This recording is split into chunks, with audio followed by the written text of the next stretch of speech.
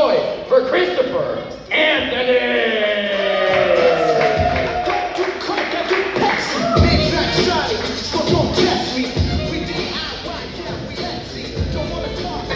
Maybe you guys can help me out.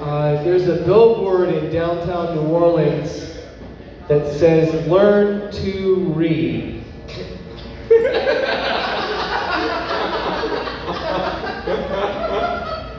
Do you have any idea who the fuck that billboard is for? Either you know what it says and you don't need it, right? Or those three shapes are really fucking intimidating you, and your girlfriend's really confused in the passenger side car, wondering, how the fuck do you have a license? Anyway, I don't know, maybe you guys would know. If you've never been to New Orleans, you go out there, you're gonna see a lot of bikes. When I first went out to New Orleans, I'm like, wow, there's a lot of bikes out here, but now that I've lived in New Orleans, I'm like, man, there's a lot of DUIs out here. They don't give a shit about the environment, they legally cannot drive. But after having 6 bikes stolen, I like my bikes like I like my women. So ugly, I don't have to worry about anybody taking them from me, you know what I mean? Rusty, broken down, some assembly required, not a big deal.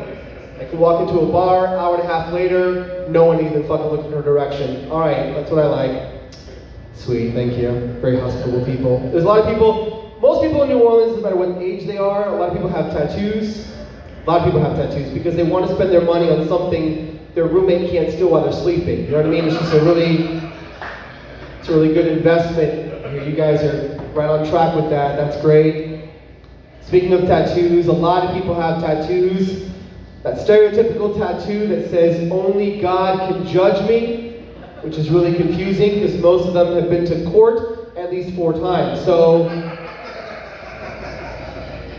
did God put that ankle bracelet on or fucking sign that restraining order? I don't know. I feel like someone other than God has definitely judged you. Am I making you laugh yet? I'm trying, man. I want to. I want you to laugh so bad. I was distracted by these 3 handsome young men who just walked in. Thank you. Yeah. Welcome.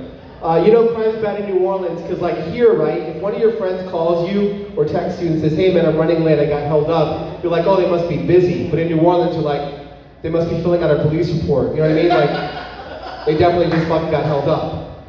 All right, it wasn't Dallas traffic. Sweet, we're moving on.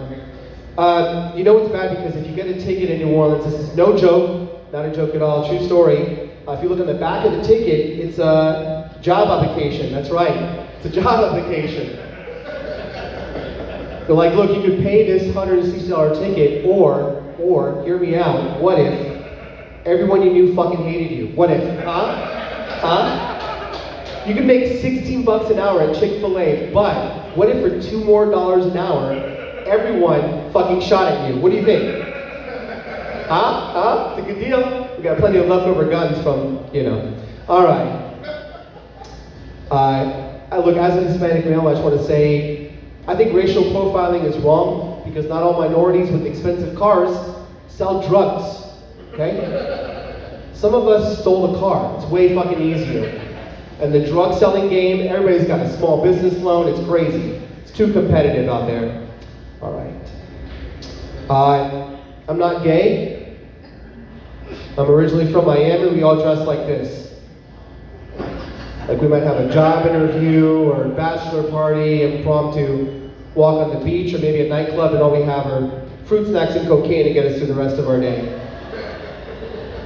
My mom was really worried because I have long hair. I pee sitting down, and the prettiest daughter she has. My mom was really worried because when I was 12, another true story, my mom found my sister's Barbie dolls in my room.